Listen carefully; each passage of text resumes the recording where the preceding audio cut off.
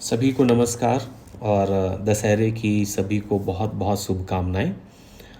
दशहरे के इस अवसर पर मैंने कुछ पंक्तियां लिखी हैं जो आपके सामने प्रस्तुत हैं और इसका जो शीर्षक है वह है तुम रावण ही बन जाओ।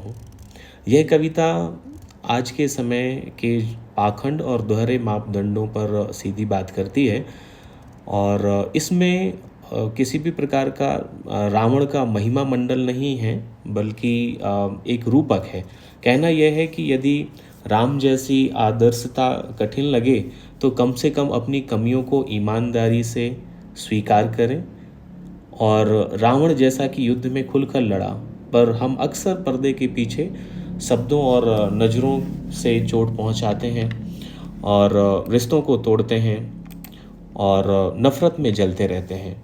कविता याद दिलाती है कि दशहरे की जो आग हम बाहर जलाते हैं उससे बेहतर है कि हम अपने अंदर की जो कुरीतियाँ हैं, जो हमारे नकारात्मक हमारी प्रवृत्तियाँ हैं, जैसे कि अहंकार, छल इत्यादि, हम उनका दहन करें।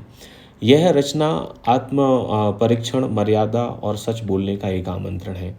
तो प्रस्तुत है ये कविता तुम रावण ही बन जाओ।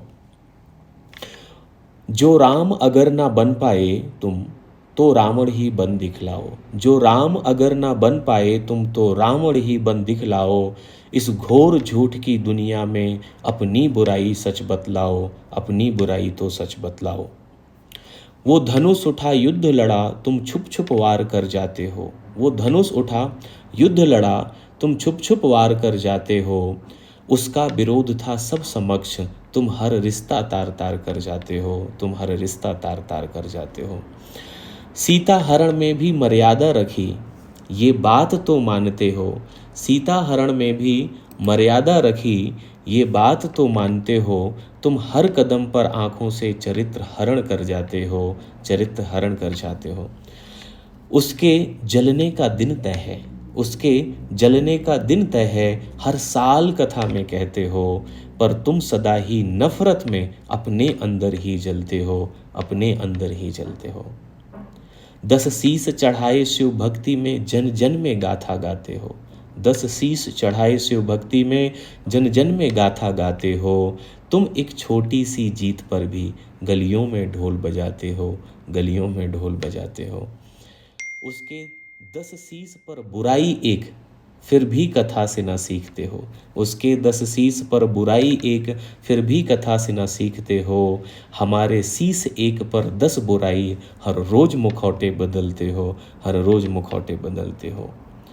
गर धर्म का बल नहीं बचा, गर धर्म का बल बचा नहीं तो अधर्म में ही नियम ये ले दिखलाओ। इस मुखौटे की भीड़ में बेहतर है तुम रावण बन जाओ। तुम रावण ही बन जाओ। तुम रावण ही बन जाओ। धन्यवाद।